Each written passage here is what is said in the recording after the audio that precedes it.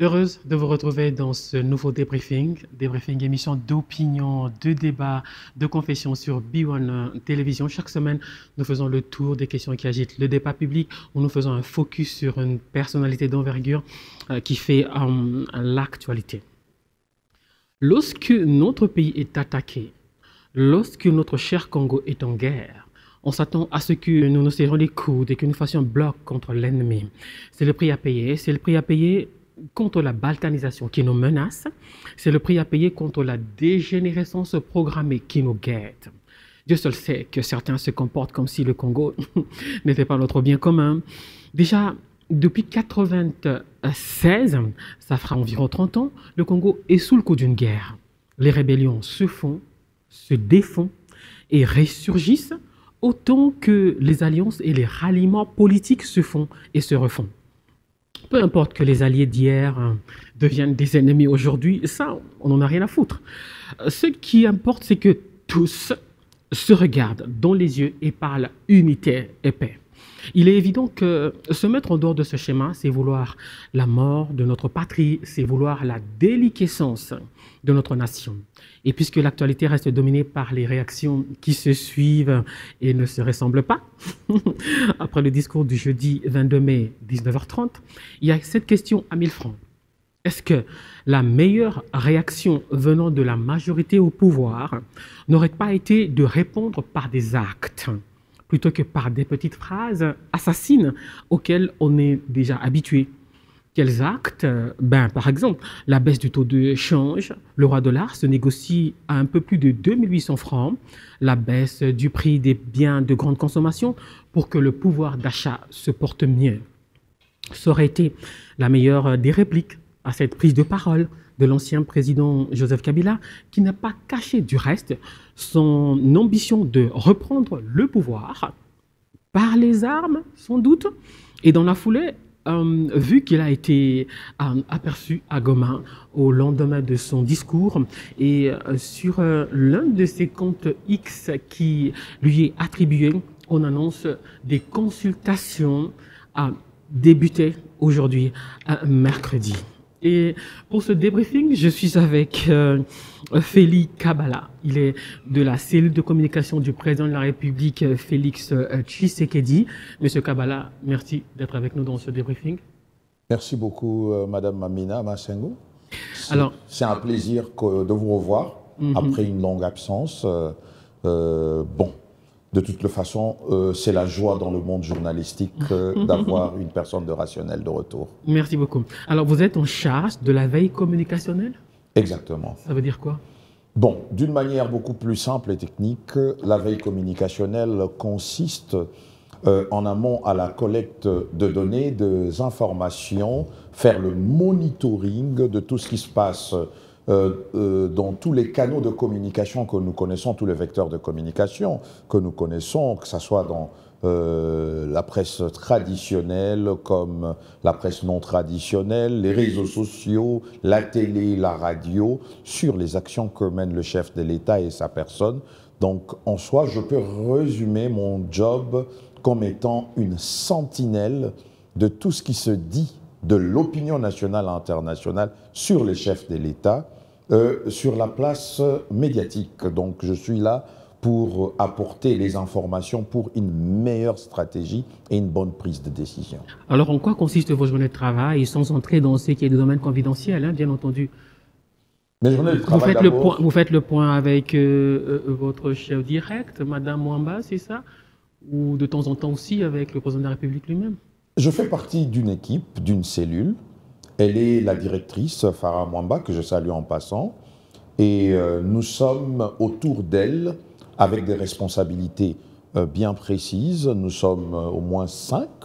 Il y a Giscard Koussema, il y a moi-même, Madame Mélissa, Madame Julie, il y a Guillaume Modimola. Donc nous constituons un ensemble complémentaire afin de pouvoir mieux véhiculer, rendre la communication du chef de l'État très fluide. Donc au quotidien, moi personnellement, je le sais, je ne vais quand même pas me cacher de cela, avec modestie je le dis, au quotidien presque je peux dire, je suis obligé par rapport à mon travail de côtoyer la personne du chef de l'État pour lui présenter ce que je fais comme monitoring, c'est-à-dire la sentinelle que je suis. Souvent la nuit, quand plusieurs personnes dorment, moi je suis devant les écrans de mes ordinateurs, de mes portables, en train de relier les points X et Y pour communiquer un point assez rationnel à son Excellence, Monsieur le Président. Et lorsqu'il y a un point important, il communique, il émet un point de vue. Et ce point de vue, je n'en fais pas un monopole de ma personne. Je prends ce point de vue, je peux le discuter avec la responsable de la cellule pour que nous mettions en place une stratégie de communication afin de servir l'opinion publique sur une position donnée du chef de l'État. Bien entendu, je ne vais pas occulter le rôle de la porte-parole du chef de l'État, également Madame Tina Salama, qui est porteuse de la parole du chef de l'État dans des points très précis quand le chef voudrait parler. Alors, votre matière première, on l'a compris, c'est le contenu produit par la com de la présidence, ou c'est aussi ce que pondent les détracteurs, les hackers, les haters, les haïsseurs en anglais, en tout genre, partout sur Terre. En amont et en aval, je prends le tout. Et je tire les résumés pour présenter ce qui est rationnel. Vous savez, même s'il y a les critiques, même quand on traîne le nom du président dans la boue, je suis obligé des fois d'en parler avec lui, mais il faut avoir aussi la méthodologie de comment présenter la situation face à un chef de l'État, parce que quand vous êtes en face de lui, vous savez, souvent on dit le pouvoir intimide, mais bon, je n'irai pas dans beaucoup de détails parce que cela dévoilerait au moins le secret de ce que je fais avec lui. Alors, vous arrivez à garder votre sang-froid lorsque les influenceurs, entre guillemets, ou autres communicants, autres proclamés, traînent le nom du président dans la boue, comme vous l'avez dit tout à l'heure. Obligé de garder le sang-froid. Vous gérez ça comment? Bon, il faut d'abord gérer tout avec le calme. Il faut aller avec sang-froid, surtout le calme, parce que c'est mon mentor politique. Il m'a souvent prêché le calme. Si tu veux réussir à faire passer un point de vue, tu dois d'abord avoir cette qualité d'observer la situation, avoir le calme, et tu poses ton diagnostic. Ça peut être bien perçu. Alors, vous avez dans votre ligne de mire quelques noms de ces communicants ou de ces influenceurs qui passent leur journée à dire du mal du président? Non, vous savez, sincèrement, je ne ferai pas la publicité ou l'apologie de ces personnes. Bien sûr. Mais ils existent. Mais vous avez une liste noire, c'est clair. Nous les observons. Moi, je les observe. Sur une liste noire? Je ne dirais pas sur une liste noire parce qu'ils sont des compatriotes. Vous savez, la liberté d'expression est garantie par le président de la République. Un ingrédient très intéressant pour la presse qui, de fois, faisait défaut dans le système passé, corrigé par le président de la République. Aujourd'hui, c'est tout le monde qui critique le président de la République il y a une loi. sans craindre d'être arrêté, à l'exception des extrêmes et outrages à la personne du chef de l'État, punissables par la loi quand même. Des délits de presse, bien sûr. La liberté de la presse, elle est garantie, c'est indéniable. Mais il y a également la loi sur le numérique qui incrimine tous ceux qui franchissent la ligne rouge. Mais vous savez, de toute façon, dans tout État, il y a toujours des règles à respecter qui sont mises sur la place publique. Parce que vous savez, dans la société humaine, les excès, les extrêmes conduisent souvent à des situations très difficiles et de fois pas faciles à traiter, mais... Ma question, c'est clairement, en fait, c'est celle-ci. Est-ce qu'il y aurait un jour des poursuites judiciaires contre ceux qui ont franchi la ligne rouge? Mais bien sûr, il y en aura, parce que la loi est dure, durales sed lex, elle est dure, mais elle reste la loi, il faut la faire appliquer lorsqu'il y a des extrêmes. C'est ce que je tentais de dire.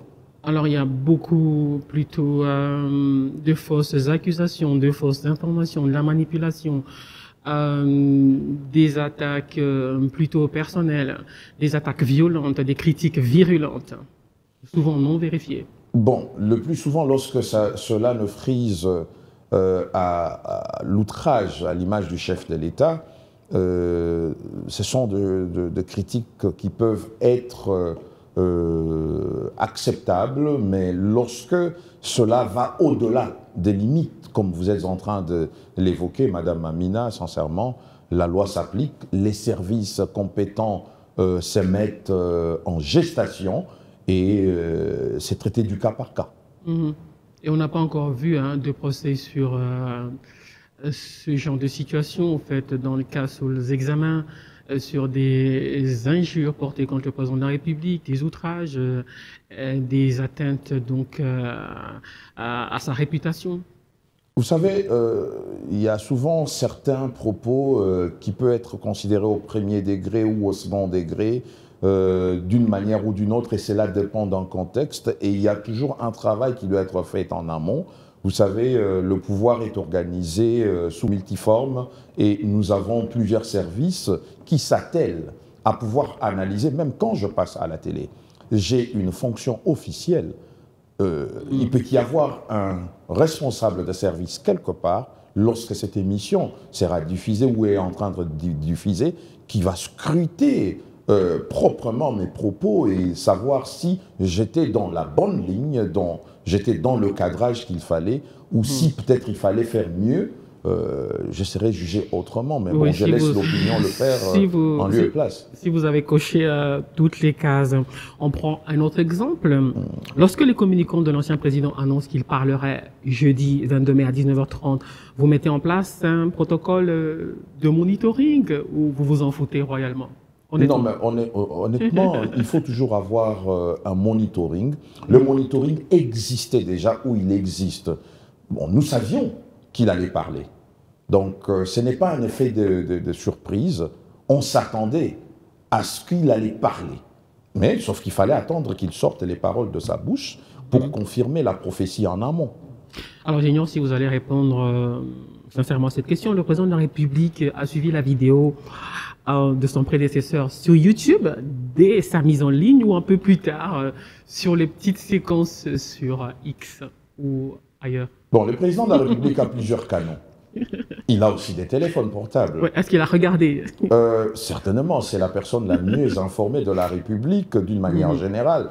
Et c'est une personne qui est vraiment branchée également sur les réseaux, qui observe de lui-même également ce qui se dit, ce qui se passe, toutes les polémiques, il observe. Bon, il peut aussi se détendre à suivre quelques petites comédies. Ça, je le sais, au moins, d'une manière modeste, je le dis. Parce qu'il arrive de fois aussi, il peut vous montrer une vidéo.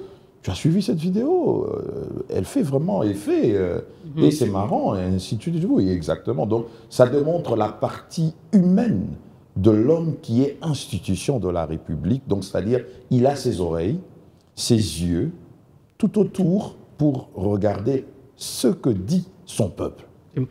Alors, le président de la République, il a réagi comment à la prise de parole de son prédécesseur?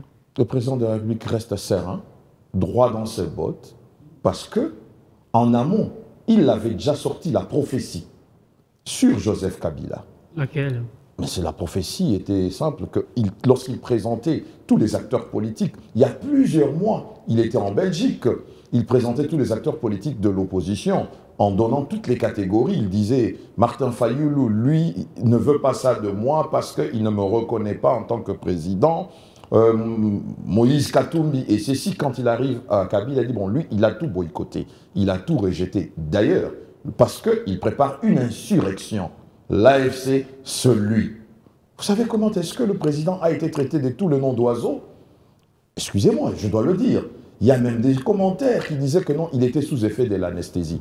Nous connaissions la vérité, parce qu'il connaissait la vérité, il avait toutes les informations en sa possession. Et lorsque vous suivez les discours de l'ancien chef d'État, Joseph Kabila, sénateur à vie, dont les immunités ont été ôtées, le président de la République avait raison. En amont comme en aval, Kabila est là pour une insurrection. Kabila est là parce que il est celui qui a soutenu ce mouvement M23 muté en AFC. Aujourd'hui, il revient dans la peau d'un chef rebelle en lieu et place d'une personne qui était censée être au centre, cherchant la paix, essayant de représenter le pays si le chef de l'État actuel a besoin de lui. Mais non, malheureusement, il a raté cette opportunité parce qu'il s'est jeté en pâture lui-même. Pour vous, Joseph Kabila est un chef rebelle désormais? Ne nous voilons pas la face. Il a confirmé par son geste posé. Écoutez, vous savez quoi, j'emprunte cela de l'expression d'un homme politique que j'ai rencontré, j'ai beaucoup aimé. Imaginez-vous, Madame Mamina, il nous retourne à l'époque de la Deuxième Guerre mondiale. Le général de Gaulle qui fait appel à la résistance contre l'Allemagne. Imaginez-vous que cet appel, il le lance pas de l'Angleterre, parce qu'il avait lancé de l'Angleterre, pays allié, mais il lance cet appel en étant à Berlin, aux Français, de résister. Comment est-ce que le général de Gaulle aurait pu être considéré? Donc, maintenant, transposons la réalité en Kabila. Kabila accuse le président Tshisekedi auprès de l'opinion publique. Mais il l'accuse en le faisant où? À Goma. Goma représente Bukavu aujourd'hui, c'est notre pays, ce sont nos frères. On dit qu'il est arrivé à Goma. Un territoire occupé. Donc quand il est fait dans un territoire occupé, Madame Mamina, comment est-ce qu'on peut qualifier le président, l'ancien président Kabila, le sénateur Avi? C'est un chef rebelle. C'est irréfutable. Alors, cette prise de parole articulée autour d'une longue série de critiques virulentes contre le président Tshisekedi, cette prise de parole est-elle le point de non-retour, une ligne rouge, ou bien peut-on espérer, au nom de la paix, voir Tshisekedi et Kabila autour d'une table pour que la guerre cesse définitivement? Je ne mettrai pas la charrue avant le bœuf, mais pour une période donnée, c'est un point de non-retour. Pour une période donnée, c'est un point de non-retour. Parce qu'il a des objectifs qu'il cherche à atteindre. Les accusations portées sur la personne du président Tshisekedi. Est-ce que d'abord lui-même Kabila s'est remis en cause pendant sa gestion de la République pendant 18 ans? Non. A-t-il eu de la compassion pour le peuple meurtri de Goma et de Bukavu pendant l'occupation de son mouvement rebelle terroriste M23 AFC? Non. Alors comment est-ce qu'une personne pareille peut prétendre à nous prodiguer le conseil qu'il faut avec ces 12 points d'engagement pour lesquels il dit que c'est lui la solution, mais je pense que c'est une solution inefficace. M. Kabila ne peut pas être une solution à un problème. M. Kabila ne fait que présenter, j'aime bien ce terme français, représente ce qu'on appelle en français la poudre de perlimpinpin. Une solution vraiment inefficace. Ça, c'est moi qui vous le dis, et je suis derrière mes propos, parce que en 18 ans, il n'a su rien faire. Qu'est-ce qu'il n'a pas fait? Vous exagérez là, vous exagérez. Je préfère... Attends, en 18 ans, quand je dis qu'il n'a su rien faire, c'est-à-dire le point sur lequel il attaque le président Tshisekedi, sa propre cote est encore beaucoup plus rouge, négative, comparé aux efforts que le président Tshisekedi est en train de mettre sur pied. Je reconnais les difficultés. Je reconnais que ces difficultés-là exacerbent des fois la population congolaise. Mais il ne faut pas seulement regarder les difficultés. Je comprends. Il faut regarder également la volonté humaine de l'homme qui est à la tête de la République, comparé à celui qui était avant. Donc, M. Kabila est là pour ripolliner de la façade son image, mais malheureusement, bon, il utilise les ripollins que tout le monde connaît déjà, parce que tout ce qu'il nous raconte, excusez-moi, je pense que ce sont que de carabistouilles. Il faut que j'ai mon dictionnaire à côté de moi pour checker tous ces mots. Joseph Kabila vous fait-il peur? Il ne nous fait pas peur, parce que moi, je me repose d'abord sur l'attitude de mon mentor. Parce que je dois quand même le dire modestement, c'est mon mentor. Je le vois modestement, chaque semaine, à une fréquence bien régulée par le protocole. Donc, j'observe souvent son attitude, son humeur. Je fais des observations. Quand j'observe son attitude depuis que le sénateur Avi a prononcé son discours, il est dans un calme, il est très serein et il traite d'autres dossiers normalement. Ça, je vous l'ai dit correctement. Mais on a un œil bien précis, braqué sur la personne de Joseph Kabila, parce que lui ne dort pas. Il est venu avec toute une ribambelle de stratégies pour essayer de déstabiliser le pouvoir en place, parce que, étant de l'extérieur, il se trouvait dans une forme d'handicap, Mais il est venu être juste sur les terres, nos terres congolaises, pour essayer de manœuvrer avec certains pique-bœufs qu'il a peut-être autour de nous, qui ne peuvent que se servir des parasites se trouvant sur le grand hippopotame qui est la République démocratique du Congo. Le président Tshisekedi est serein, dites-vous, face à un homme que lui-même accuse d'avoir tenté de l'assassiner. Le président Tshisekedi doit être serein. C'est le président de la République. Imaginez-vous qu'un matin, le président de la République se réveille et affiche une attitude dévastée d'une personne sans confiance en elle. Vous savez un peu, ça va plonger la République dans quelle situation? C'est la République qui sera malade, parce que c'est lui la République. C'est lui l'institution numéro 1 de cette République. Je vous le garantis. Droit dans les yeux, Madame Mamina, respect de la journaliste que vous êtes, rationnelle, le président de la République est serein. Le calme est bon, la tension est bonne aussi. Okay. Alors, il a dressé un état des lieux très très noir du pays, l'ancien président Kabila. Pour lui, rien ne va. Et certains officiels n'ont pas tardé à répliquer quelques ministres et même le directeur général de la sous-traitance. Et mardi, à la conférence de presse du ministre de la Communication, Patrick Muyaya, pour qui l'ancien président est un homme du passé, c'est une citation, le ministre du Commerce extérieur lui-même, gouverneur du Nord Kivu durant presque 12 ans, Julien Paluku s'est dit étonné, choqué d'apprendre que Joseph Kabila se trouve à Goma. Je le cite, « Est-ce le fils de Mzé Laurent Désiré Kabila ?» Il a formulé une douzaine d'interrogations adressées au fils du Mzé, qui a combattu les rebelles, et le Rwanda avec qui il dîne et deal aujourd'hui, tandis que beaucoup d'autres n'ont pas parlé, n'ont pas réagi.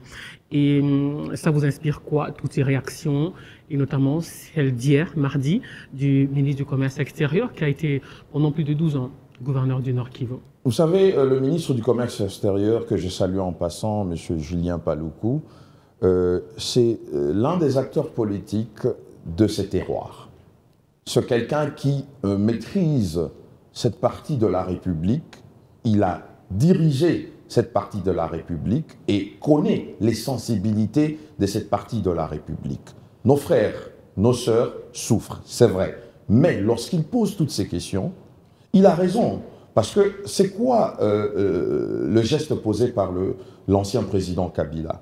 Tout d'abord, c'est pour laver et nettoyer l'agresseur connu d'origine qui s'appelle le Rwanda, le président Paul Kagame, qu'on se le dise clairement. Alors, le président Paul Kagame a un narratif qu'il a propagé à l'international.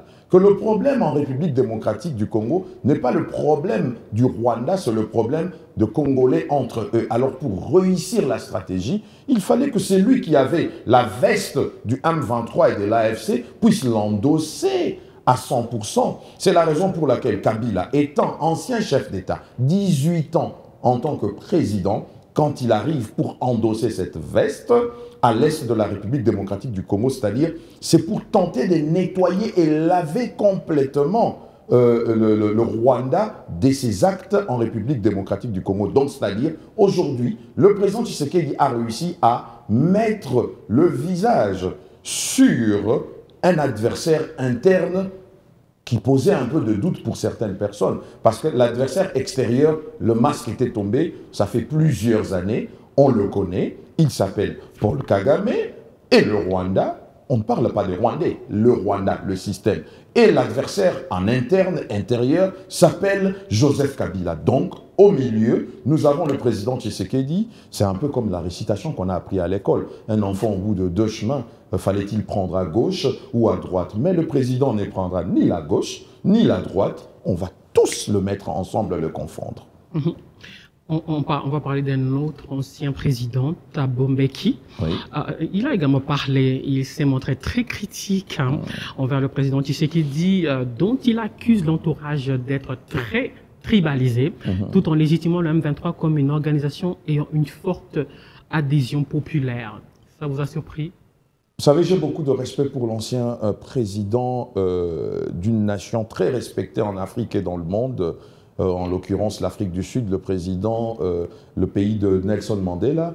Le président Thabo Mbeki, laissez-moi vous dire d'abord une chose, ne connaît pas la réalité de la République démocratique du Congo, mieux que le président Tshisekedi. Ça, c'est de 1. 2. Le président Thabo Mbeki, nous savons très bien, il a des accointances, c'est un bon ami de l'ancien président Joseph Kabila, ça nous le savons, parce que le président Kabila, sénateur à vie, quand je dis président Kabila, donc c'est-à-dire il n'est pas en fonction, mais lorsqu'on quitte, on garde toujours un peu cet honneur-là d'être appelé président. Donc mes propos ne puissent pas être mal interprétés. Absolument, absolument. Alors, donc lorsque je parle du sénateur à vie, avant de quitter l'Afrique du Sud, il a parlé avec son ami Thabo Mbeki. Thabo Mbeki le dit même.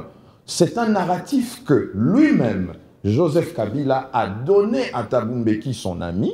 Et Thabo Mbeki, comme ça, répète aussi ce narratif et arrive à condamner le président. D'abord, premièrement, le M23 n'est pas le mouvement le plus populaire en République démocratique du Congo. C'est un mouvement terroriste. En plus de cela, il dit que le M23 est la seule force aujourd'hui capable de mettre hors d'état de nuire le président Tshisekedi, donc c'est-à-dire de l'enlever du pouvoir. Et il dit que pourquoi est-ce que le M23 a gagné cette notoriété populaire? C'est parce que le président Tshisekedi a tribalisé son entourage de fond en comble. Maintenant, je poserai la question au président Thabo Mbeki ou ceux qui sont autour de lui. Est-ce qu'il a déjà regardé la composition du gouvernement de la République démocratique du Congo? La photo finish de ce gouvernement. Mais écoutez, en ce qui concerne l'entourage proche, direct du président de la République, même si vous allez dans la plus grande démocratie au monde, aux États-Unis, le président Trump ne peut que s'entourer aussi dans un carré beaucoup plus restreint de ses proches pour se rassurer de sa propre sécurité. Mais quand il s'agit de la gestion de la République, il faut avoir ce qu'on appelle des répartitions responsables qui respectent quand même les régionalismes dans lesquels nous sommes, la République démocratique du Congo. Allez voir dans les entreprises publiques, certains responsables de services. Est-ce que vous voyez des Kassaïens autour? La première ministre de la République démocratique du Congo, est-elle une Kassaïenne? Posons-nous des bonnes questions. Les directeurs de cabinet du chef de l'État, est-il un Kassaïen? Posons-nous de bonnes questions. Les grands services, celui qui est à la tête de l'ANER, est-il un Kassaïen? Celui qui est à la tête de la DGM, est-il un Kassaïen? Celui qui est à la tête de la CNS, est-il un Kassaïen, Madame Mamina? Posons-nous des bonnes questions. Donc je crois que M. Thabo Mbeki, grand respect pour le président qu'il a été pour l'Afrique du Sud, mais là, il a juste un peu fait du coller-copier de ce qu'on lui a passé comme narratif par son ami Joseph Kabila. Et nous rappelons que c'est le parrain de la formule 1+4 à l'époque du dialogue intercongolais à Sun City. Je me rappelle, j'étais encore trop jeune, 23 ou 24 ans. J'étais un témoin, observateur, étant membre militant de l'UDPS dans la fédération de l'UDPS en Afrique du Sud. Je sais au moins de quoi il s'agissait en regardant le mouvement des va-et-vient des humains qui quittaient d'un hôtel vers un autre et l'accord cascade XYZ. Je ne veux pas aller dans les détails, mais je rappelle au moins qui est la personne et ce qu'il a été pour Joseph Kabila. Et ce qu'il dit aujourd'hui, c'est tout à fait normal qu'il puisse prendre la défense de son ami et frère Joseph Kabila. On va terminer peut-être les réactions sur ce discours par celle du secrétaire général de l'UDPS d'abord, Augustin Kabouya, et de l'ancien flic en chef, André-Alain Atundou, qui traite Joseph Kabila de Rwandais. Vous êtes 100% d'accord avec eux ou vous dites que c'est de la propagande venant d'alliés et de lieutenants fidèles au président de la République? Je préfère donner une réponse contextuelle. C'est un contexte. Je n'irai pas exactement comme eux l'ont dit, et je ne suis personne pour les juger, mais le contexte c'est quoi? C'est par rapport à la posture du sénateur à vie. Vous venez dans un territoire occupé par des terroristes rebelles de M23 AFC, vous faites un discours et vous êtes là pour consulter sans compassion. C'est quelle réponse que vous donnez à l'opinion ou aux âmes averties comme André-Alain Atundou ou le secrétaire général Augustin Kabouya de l'UDPS? Ils ont tout leur droit de dire ou exprimer leurs pensées. Mais moi, je place leur pensée dans un contexte par rapport à la posture du sénateur à vie. Alors, on va un tout petit peu aller vers les Congolais. La majorité d'entre eux dénoncent le faible pouvoir d'achat, les salaires de misère, le difficile accès aux soins de santé, à la scolarité. En bref, le social a du plomb dans l'aile, qu'on ne se vole pas la face. Est-ce que vous les comprenez? Je comprends l'opinion publique. C'est vrai qu'ils veulent de résultats aujourd'hui et non demain, mais c'est tout un processus. Et à ce processus, il y a une volonté. Il y a déjà des jalons posés et des actes posés qui vont dans le sens à répondre à ces besoins. C'est vrai, ils sont un grand nombre, mais lorsqu'une réponse arrive, c'est pour donner la solution graduellement à chaque couche. Alors, aujourd'hui, la République démocratique du Congo avait des sérieux problèmes avec des problèmes de salaire. Mais lorsque nous regardons aujourd'hui les salaires réguliers qui arrivent dans les comptes des Congolais qui sont au travail, bien qu'il faut encore créer de l'emploi pour beaucoup de Congolais, des millions et des millions de Congolais, c'est d'abord à applaudir. Le ministre des Finances, Doudou Fwamba, le ministre actuel des Finances, peut vous donner des grands chiffres, ou peut-être dans des prochaines émissions, on peut peut-être vous faire voir qu'il y a eu beaucoup de progrès dans ce sens-là, parce qu'aujourd'hui, la création d'emplois. La création d'emplois arrive, parce qu'il faut quand même des collaborations du secteur public et privé, parce que c'est le secteur privé qui est créateur d'emplois par rapport au secteur public. Le secteur public donne juste l'ouverture, les lois pour accompagner les secteurs privés à s'investir pour créer de l'emploi. Qui crée l'emploi crée de la richesse. Il faut aussi de l'amélioration du climat des affaires. Mais bien sûr, les climats des affaires, tous les jalons sont posés pour que cela soit effectif. L'application, certes, peut-être prendre du temps, mais nous y arriverons. Nous y arriverons parce que la bonne volonté est là. Aujourd'hui, où est-ce que Joseph Kabila a laissé les salaires des enseignants? Et où est-ce que le président Tshisekedi a amené ces salaires? Est-ce que le président Kabila a pensé dans une disposition constitutionnelle en son article 13, si je ne me trompe, de la Constitution, de pouvoir donner accès à l'éducation de base à nos enfants pour garantir l'avenir? Y avait-il pensé? Parce que c'est lui qui a signé la promulgation de cette Constitution. Avait-il pensé à cela? Non. Il a préféré prendre les milliards de ce projet, se le partager avec peut-être ses amis et ses sbires, ses commandos. Le président Tshisekedi a mis en place la gratuité de l'enseignement. Il a sauvé beaucoup des familles à pouvoir épargner au moins à la fin de l'année. Il se retrouve avec quelque chose en poche pour une famille de 3, 4, 5 personnes qui ont des enfants en bas âge qui peuvent être scolarisés gratuitement. Allons encore plus loin, l'accès aux soins de santé.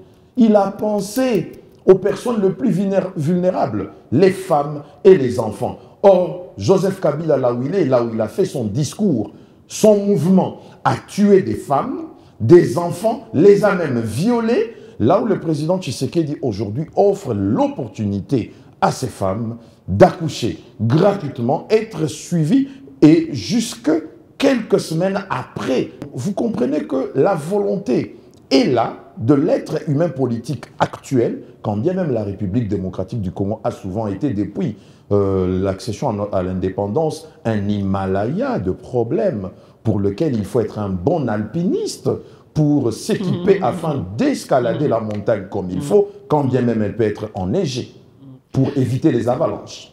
Oui, alors il y a eu cette autre sortie médiatique qui a énormément fait de buzz. Lorsque l'ancien ministre des Finances, Nicolas Kazadi, avoue quasiment avec beaucoup de nonchalance, selon certains, sans beaucoup de remords, selon d'autres, que les fonds destinés aux projets d'intérêt commun sont très souvent partagés entre une poignée de jouisseurs. Ça vous a bouleversé ou vous êtes dit, on le sait déjà et ça va continuer ainsi? Non, bon, vous savez, je suis mal placé pour commenter la sortie médiatique de l'ancien ministre des Finances, l'honorable Nicolas Kazadi, que je connais très bien parfaitement. Je pense que les contextes n'est pas exactement comme les commentaires ont suivi après. Ah ouais? Je pense que c'est un autre contexte qu'il tentait d'introduire, mais qui a été peut-être mal interprété. Parce que moi, je ne pense pas que Nicolas Kazadi... Selon vous, il voulait dire quoi? Non, vous savez, il n'existe pas d'organisation parfaite dans ce monde, comme il n'existe pas d'être humain parfait. On est d'accord? Vous êtes d'accord avec moi, Madame Mamina? Et dans toute organisation, il y a toujours un peu des comportements excessifs pour lesquels il faut un recadrage. Donc, c'est-à-dire, il se présentait comme étant une personne qui recadrait le plus souvent certaines personnes aux commentaires ou peut-être aux comportements excessifs.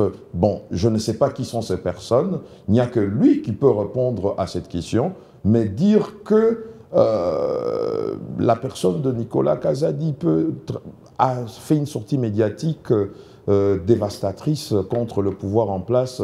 Je pense qu'il faut avoir une meilleure l'approche nécessaire par rapport au contexte dans lequel il tentait d'introduire une certaine communication. Selon vous, ces propos ont été sortis de leur contexte? Je pense que ces propos ont été sortis du contexte. Vous savez, il a servi le président de la République, il continue à servir le président de la République. Je ne vais quand même pas tirer une balle sur un de nôtres. Je ne le ferai jamais. En bon communicant, je ne le ferai jamais. La solidarité, c'est à ce point. Mais il faut rester solidaire lorsqu'on a l'action derrière un homme qui a la volonté de réformer et d'échanger les choses en la personne de Félix Tshisekedi. Pourquoi est-ce que je vais tirer sur certains lieutenants du président Tshisekedi? Même quand ça va mal. Vous savez, il n'y a pas d'organisation parfaite, Madame Mamina. Vous avez raison, il n'y a pas d'organisation parfaite. Donc, quand ça va mal, on l'adresse entre nous, parmi nous, pour évoluer, aller de l'avant. Donc, les contextes dans lesquels Nicolas Kazadi avait pris la parole est un contexte qui n'allait pas dans le sens à détruire le président. Je comprends votre technique et stratégie. Non, pas du tout, pas du tout. Moi, j'ai aucune technique. Non, vous êtes dans votre rôle, Madame Mamina, c'est tout à fait normal, mais je reste solidaire à l'équipe qui sert le président de la République parce qu'il est honorable député de l'UDPS et il s'est aligné sous l'UDPS au Parlement derrière le grand parti qui est le nôtre. Okay. Alors, on va parler de justice sur fond de cette sorte de crispation entre le ministre de la Justice, Constant Moutamba, je savais le procureur près la Cour de cassation, Firmin Vendée, et la première ministre Judith Soumina. Alors, à la présidence, quand vous en parlez, vous en dites quoi? Ce qui se passe? Non, vous savez, c'est un problème qui a été adressé entre responsables au sein de l'exécutif, l'un étant à cheval entre l'exécutif et le pouvoir judiciaire, et qui est la personne du ministre Constant Moutamba, qui est dynamique, le procureur général également, Firmin Vendée, qui est une personnalité aussi dynamique. Il y a un souci qui a été émis, la lumière doit être faite.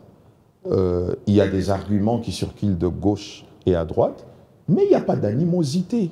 On peut s'adresser à un problème sans animosité.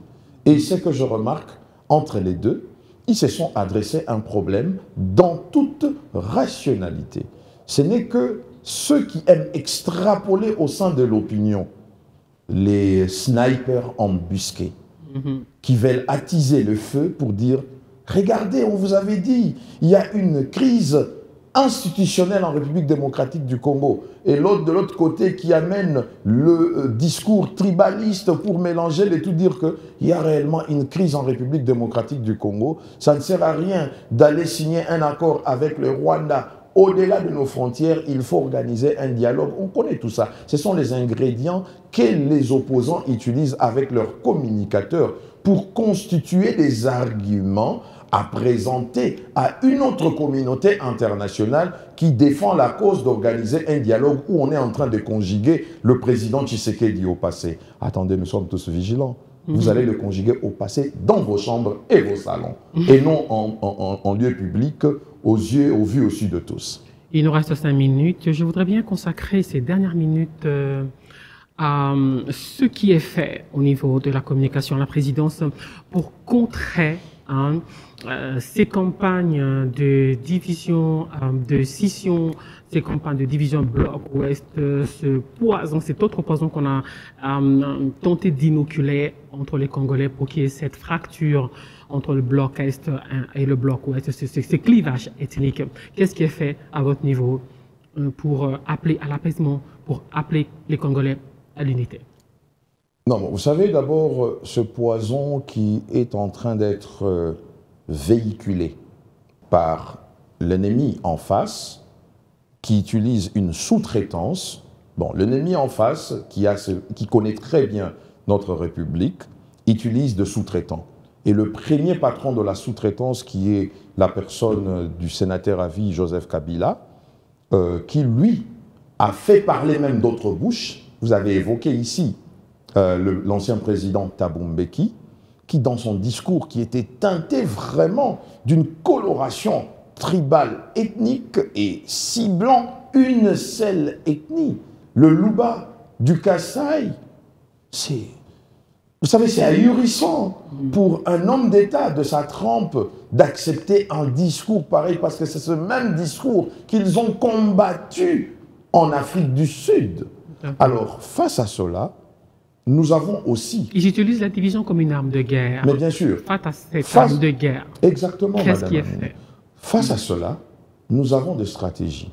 Ces stratégies sont telles que la présidence de la République peut parler directement comme indirectement.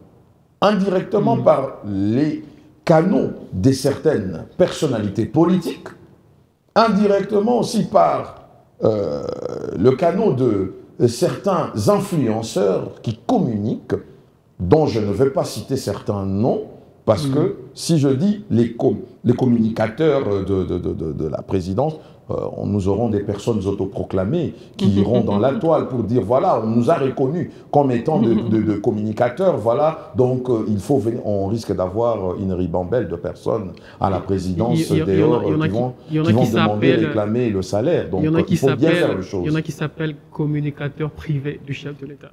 Ah, vous savez, c'est relatif, vous savez, chacun son jugement, je ne juge personne. Si quelqu'un arrive à s'appeler communicateur privé du président, il faut savoir le placer dans un contexte donné. C'est-à-dire, c'est une personne qui, pour lui, les idéaux... C'est un groupe de personnes, ils sont nombreux. Oui, qui, pour eux, les idéaux du chef de l'État ne peuvent être transgressés par des manipulateurs.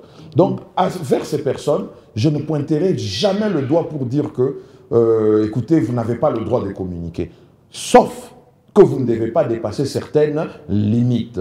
Vous comprenez? Ils ont le droit, c'est la liberté d'expression. Nous avons les réseaux sociaux aujourd'hui qui redéfinissent clairement la façon dont la communication est faite aujourd'hui. Parce que si jadis hier, j'attendais les informations à 13h, 20h, 6h, aujourd'hui, même avant de dormir ou pendant mon sommeil, l'information vient dans mon téléphone. Pour eux, c'est Tshisekedi ou rien. Bon, ils sont libres, c'est Tshisekedi ou rien. Pour moi, comme par exemple, oui, c'est vrai, j'occupe une fonction officielle, mais il reste mon mentor. Je ne peux que le défendre. Parce que j'ai cru qu'il deviendrait président, qu'il deviendra président de la République. Il l'est devenu aujourd'hui. Même si nous étions de faux prophètes de l'époque, mais aujourd'hui, nos prophéties se sont réellement réalisées parce qu'on nous traitait de gens, comme on le dit en lingala, batwa mankiona. C'est quoi mankiona? On a des fausses prophéties. Ok, je vois. Félix Kabala, nous avons terminé. Vous êtes de la cellule de communication du président de la République en charge de la veille communicationnelle. Une conclusion? Restons unis derrière l'action du chef de l'État parce qu'il représente l'unité, il est le symbole de l'unité nationale. Et face à cette guerre d'agression qui nous a été imposée injustement, il a des solutions qu'il est en train de mettre en application, bientôt les résultats. Mais malheureusement, nous avons des personnes mal intentionnées, je le cite, en la personne du sénateur à vie de M. Joseph Kabila, qui est là pour torpiller ces solutions, pour ramener l'ingrédient qui a toujours manqué à nos frères et sœurs à l'Est meurtris pendant plus de 3 décennies, qu'on appelle la paix, la stabilité, pour permettre qu'il y ait ce qu'on appelle le développement durable à travers des investissements qui arriveront dès que tout est mis en place avec un des partenaires historiques en l'occurrence des États-Unis d'Amérique, qui savent des fois, comme on le dit, faire mieux les choses par rapport à leur influence dans le monde. On attend un accord de paix RDC-Rwanda sous les auspices justement des États-Unis. Ce sont des discussions qui sont en cours. Il y a des personnes attitrées qui représentent, qui sont porteuses de la parole du président de la République dans ce processus, parce que c'est un double processus. Nous avons un accord de paix qui est en train d'être négocié sous les auspices des États-Unis avec l'administration Trump. Après la signature de la déclaration de principe. Et après, nous aurons cet accord entre la République démocratique du Congo et les États-Unis. Merci beaucoup, Félix Kabala, d'avoir été avec nous dans ce débriefing qui se termine ici, en rediffusion, je crois vendredi sur Canal+ à 15h et jeudi 11h, si je ne me trompe pas. Il faut que je revoie tout ça avec Junior Koulele, le patron des programmes. Merci à l'équipe technique qui a été là. Merci encore à vous de nous avoir suivis. Et je vais terminer par ce problème qui me tient à cœur. Les constructions anarchiques, l'urbanisation sauvage qui sont à la base de ces inondations meurtrières qui ont coûté la vie à beaucoup de nos compatriotes. Nous avons réalisé avec vous que les ministres en charge de ces secteurs ont pris des mesures visant à suspendre certains chantiers et à démolir des constructions clandestines, et ça, c'est des gestes à applaudir, et on espère que ça va durer longtemps jusqu'à nous apporter à tous des solutions, parce que quand il pleut, on a quasiment tous les pieds dans l'eau. Merci beaucoup encore d'avoir été avec nous. Le prochain débriefing, c'est la semaine prochaine. Alors, on termine toujours de manière sympathique cette émission par un selfie. Voulez-vous venir par ici, s'il vous plaît? Comme ça. Bien sûr. Le meilleur moment de cette émission pour moi, pas de stress. Alors, généralement, on dit un mot sympathique à la fin. On peut dire Bendele Koyate. Restons ensemble pour la République. Ok. Restons ensemble, Bendele Koyate. Merci.